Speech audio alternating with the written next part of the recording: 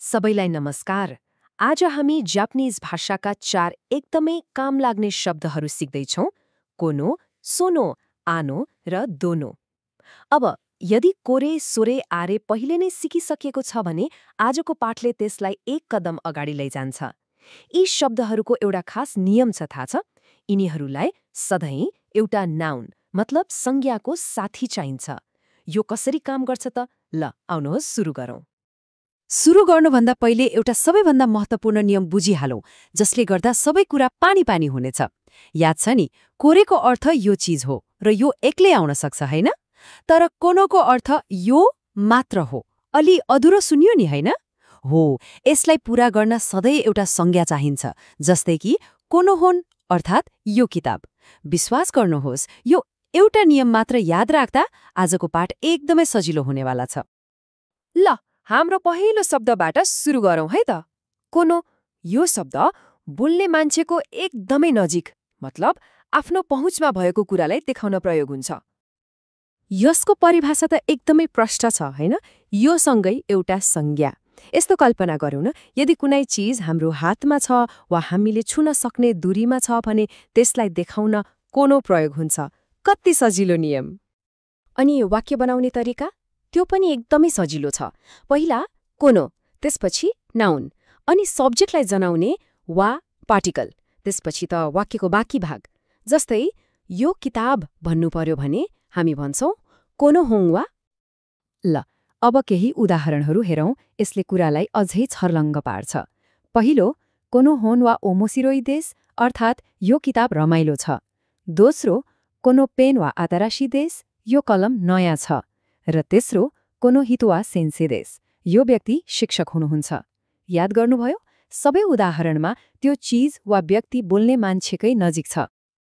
ल अब हामी आफ्नो नजिकको घेराबाट अलिकति बाहिर निस्कौँ है त। अर्को दुई शब्द सोनो र आनोले हामीबाट अलि पर भएका चीजहरूलाई जनाउँछन्। यसमा एउटा सुन्ने व्यक्तिसँग सम्बन्धित छ र अर्को चाहिँ हामी दुवैबाट टाढा। अब पालो आयो सोनोको। यसको अर्थ हो त्यो संज्ञा। यो चाहिँ एकदमै रमाइलो छ है।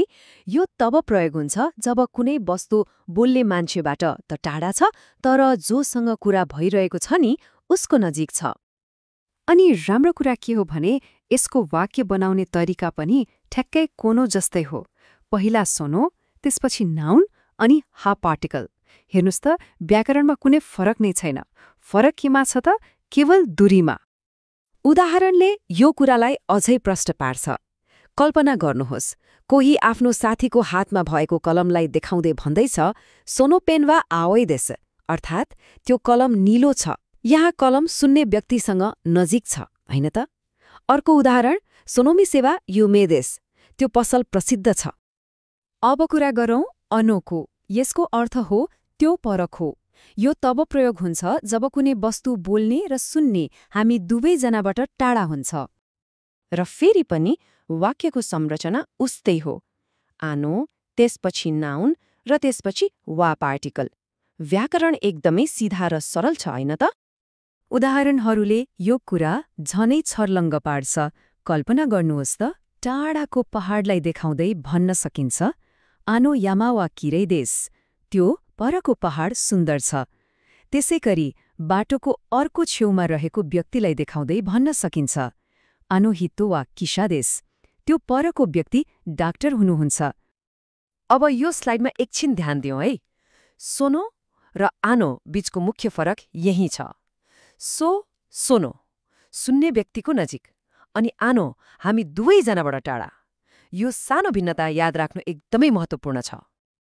र अब पालो हाम्रो अन्तिम शब्दको दोनो। यो चाहिँ प्रश्न सोध्नको लागि हो। जब हामीसँग धेरै विकल्पहरू हुन्छन् र कुन चाहिँ भनेर सोध्नुपर्छ, तब दोनोको प्रयोग हुन्छ। परिभाषा अनुसार दोनोको अर्थ हो कुन संज्ञा। सोच्नुहोस् त, हामी कुनै पसलमा छौँ र त्यहाँ धेरै सामानहरू छन्। हो, यस्तै धेरै विकल्पहरूमध्येबाट एउटाको बारेमा सोध्न यो प्रयोग गरिन्छ। अनि प्रश्न सोध्ने संरचना पनि एकदमै सजिलो छ। दोनो, त्यसपछि नाउन, अनि गा वा हा पार्टिकल र अन्त्यमा प्रश्नवाचक चिन्ह। केही उदाहरणहरू हेरौँ न। यदि धेरै कलमहरू छन् भने सोध्न सकिन्छ, दोनो पेनका अकाइरो देशका कुन कलम रातो छ? त्यसैगरी दोनो हितोगा सेन्से देशका कुन व्यक्ति शिक्षक हुनुहुन्छ? र दोनो कुरुमागा यी देशका कुन कार राम्रो छ? ल, अहिलेसम्म सिकेका सबै कुरालाई एकचोटि छिटोभन्दा छिटो समीक्षा गरौँ ताकि यो हाम्रो दिमागमा राम्रोसँग बसोस्। यो तालिकाले सबै कुरालाई एकै ठाउँमा देखाइदिन्छ। हेर्नुस् त, कोनो बोल्नेको नजिक, त्यसपछि सोनो सुन्नेको नजिक, अनि आनो दुवैबाट टाढा, र अन्त्यमा दोनो विकल्पहरू बीचमा प्रश्न सोध्न। यो त एक किसिमको पर्फेक्ट चिट सिट नै भयो। ल, अब अभ्यास गर्ने पालो। स्क्रिनमा हेरेर यो वाक्यलाई ठूलो स्वरमा पढ्ने कोसिस गरौँ है त। सोनोहङ वा मुजुकासी देशु का? धेरै राम्रो। ल, अब अर्को वाक्य, अनोहितो वा युमे देशु। यसको अर्थ हो त्यो परको व्यक्ति प्रसिद्ध हुनुहुन्छ। र अब अन्त्यमा एउटा प्रश्न अभ्यास गरौँ, दोनो कुरुमागा स्की देशका? कुन गाडी मनपर्छ? हेर्नुस् त, यसले दोनोको प्रयोगलाई अझै बलियो बनाउँछ। वा जोजु देस्ने, साँच्चै राम्रो प्रयास। नबिर्सनुहोस्, अभ्यासले नै मानिसलाई निपुण बनाउँछ र यो एक उत्कृष्ट सुरुवात हो। र अन्त्यमा एउटा सानो रमाइलो चुनौती। अहिले नै आफ्नो वरिपरि एक नजर लगाउनुहोस् त, के वस्तुहरू छन् जसलाई कोनो, सोनो र आनो प्रयोग गरेर चिनाउन सकिन्छ? आज सिकेको ज्ञानलाई तुरुन्तै प्रयोगमा ल्याउने योभन्दा उत्तम तरिका अरू के होला र?